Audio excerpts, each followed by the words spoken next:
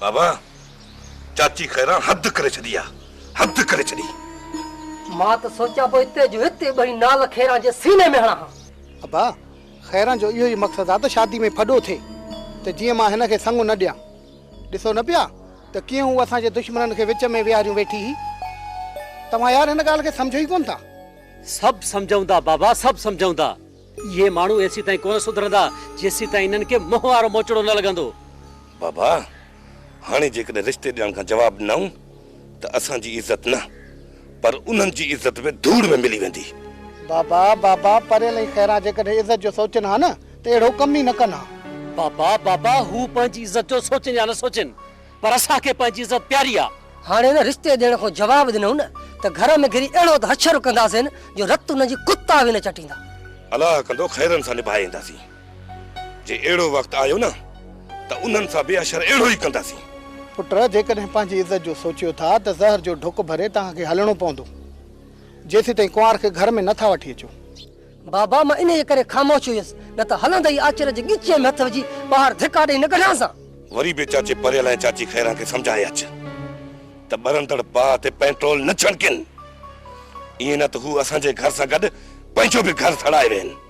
पुट हिन वक़्तु हू ज़िद ते आहिनि, उन्हनि सां ॻाल्हाइण ई फुज़ूल आहे। बाबा जेकॾहिं तव्हां वञण में हिचक महसूस था कयो न त पोइ मूंखे इजाज़त ॾियो त मां वञी उन्हनि खे मुंतजी ॿुधाए अचां।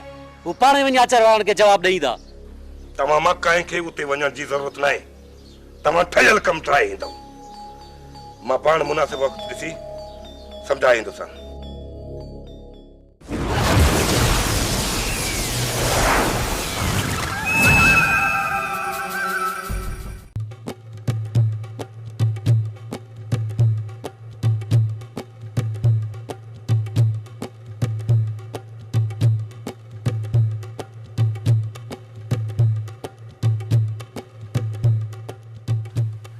कमदार भाभी जो खैर, कमदार भाभी जो खैर। ये जुमाची है जा। हाँ बेबल साईं अची वियो मां। ॿुधो हाणे हिकिड़ो कमु करे जेका मुंहिंजी आहे ॿ टे एकड़ बनी जेका आहे न मूंखे ॾेखार, इहो टुकड़ो मूंखे ॾेखार त मां जल्द कमु शुरू कयां ऐं फसल जी मुंद बि थी वई अथई। हाँ तेरी काचे आवर मथे कर। हां शाबाश ॾिसां तूं बनी कमाव जहिड़ो आहीं जा मथे कर। जल्दी कर भला।